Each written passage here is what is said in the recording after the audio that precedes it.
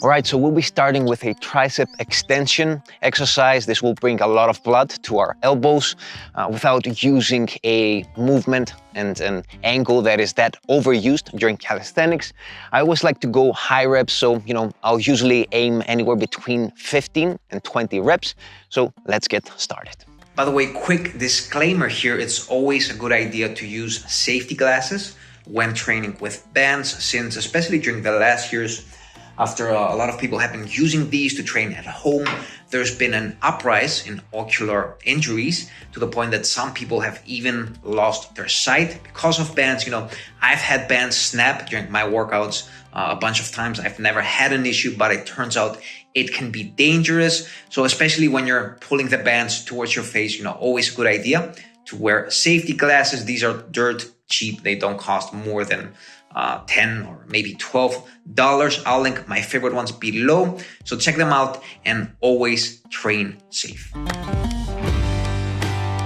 Now, in part one, we covered in detail all the reasons why it's a good idea to combine a resistance band routine with your calisthenics practice. So if you haven't seen that video yet, ideally watch it first before this one. But in a nutshell, the top 3 reasons are: number 1, in order to add some extra isolation work for muscles that can be typically ignored, such as your biceps, for example. Number 2, to make your functional strength a little bit more rounded. And number 3, and most important of all, at least in my opinion, to counterbalance the overuse that can occur in your joints from a traditional calisthenics approach to training. This is why with this routine, we use high rep ranges and we focus on movements and exercises that are not that similar to what we typically use in calisthenics. Moving on here with our tricep extension. This is kind of like a dumbbell overhead press, and a great exercise again to condition the elbows, to bring a lot of blood flow in that area, and at the same time to work on some hypertrophy for the triceps. Okay, so next exercise will be a bicep curl. I like to call these standing preacher curls because they look a little bit like the bodybuilding exercise. And yeah, basically we're using again a low anchoring point and slightly bent knees, good posture, and again a rep range of about 15 to 20 reps.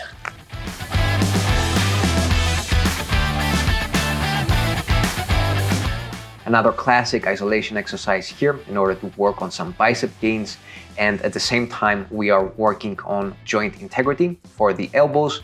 Ideally, you want to pick high reps, and that way you can bring as much blood flow as possible to the area to promote recovery.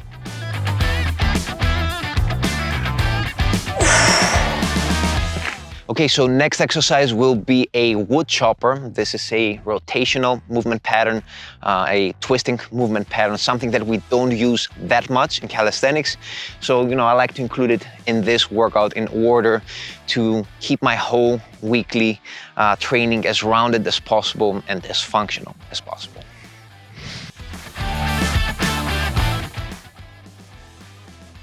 Now, in a way, all of these exercises are quite functional since you're doing them from a standing position. This means that you have to be constantly activating your core and, keeping proper posture all the time through activating stabilizing muscles all over your body. So this exercise is one that I love to do, something you don't see that often you can basically replicate that much in calisthenics. You do have exercises such as twisting kind of planks, but this is a lot more targeted. Overall, great exercise, and I like to use different angles. I like to use a low angle, I like to use a more medium angle, so somewhere at the middle of my height.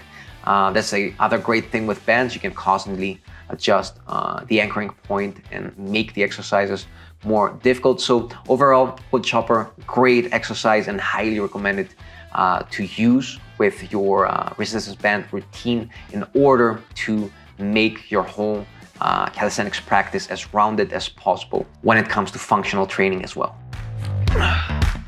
Okay, so the next exercise will be Spanish squats. Great exercise if you want to work on knee dominant lower body exercises without having that much tension for the knees. So, you know, if you have sensitive knees, if you find your knees to be quite achy during knee dominant exercises, this alternative, using a loop band to do squats, helps you take the pressure off the knees while focusing on a knee dominant exercise and all the muscle groups that exercise hits. So for this one, you'll need a loop band. Ideally, you can also use the previous type of bands, but I like to use a heavy loop band. So what you want to do is get inside the loop band, put the band around knee height, a little bit higher actually. Take a few steps backwards, find an amount of tension that you're comfortable with. Always make sure that you keep your knees pressing outwards, and just do some regular squats. This feels really good for people that, again, have knee issues, sensitive knees during knee dominant exercises.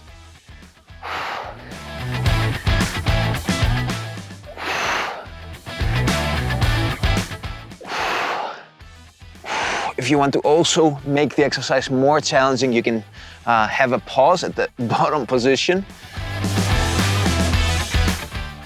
And what helps make the exercise especially difficult is always, again, keeping those knees pressing outwards, especially at the top position, where you feel the need to allow them to buckle a little bit inside. So always keep the knees pushing outwards, keeping them constant muscle tension in order to make this exercise challenging and keep it light for your knees. All right. Next exercise will be chest flies. This is a favorite of mine. I don't know, I just love this movement. It feels very dynamic. And this is a great exercise to hit the chest, first of all, and also strengthen the shoulder joint in an angle that it's not that used to training during calisthenics. Another great bodybuilding exercise here to target the chest, since one of the main functions of the chest is to bring the humerus bone closer to the sternum, so to bring your arms basically closer to the center of the body. Also, a great exercise to work on joint integrity for the shoulder area, since this is a movement and an angle that your shoulders won't be used to if all you do is calisthenics. I wouldn't say that it is challenging for the shoulders, but it just feels different, almost weird, since again, it's quite a different stimulus. So definitely check this one out as well.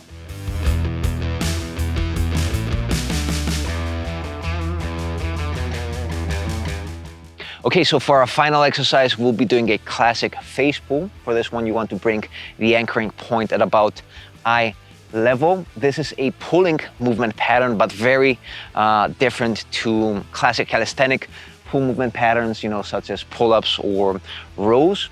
And it's an amazing exercise as well for the shoulder joint. So this is our last exercise. Again, great exercise for shoulder health. You know, sure, you can do this, you know, a similar version of it, at least with a suspension system or with gymnastic rings, but the bands isolate the movement a lot more efficiently. You know, they give you a greater burn at the targeted area, and again, a different pull kind of exercise that you're used to from classic calisthenics. Really, really good one to keep your shoulders healthy. Okay, so that was the workout. Give it a try. I love bands, you know, they mix really well with a calisthenics training philosophy. They're cheap, you can use them almost anywhere. Either you want to train at home, outdoors, or, you know, maybe when you're on the road, traveling. They can be very effective. They can give you a great muscle pump.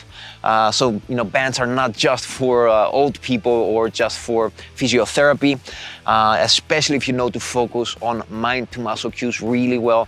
They can be amazing for getting, you know, again, that muscle pump, that muscle burn. If you have any other questions, make sure that you leave them below if I haven't covered something. I always get back to every single one of you. And until next time, keep on training.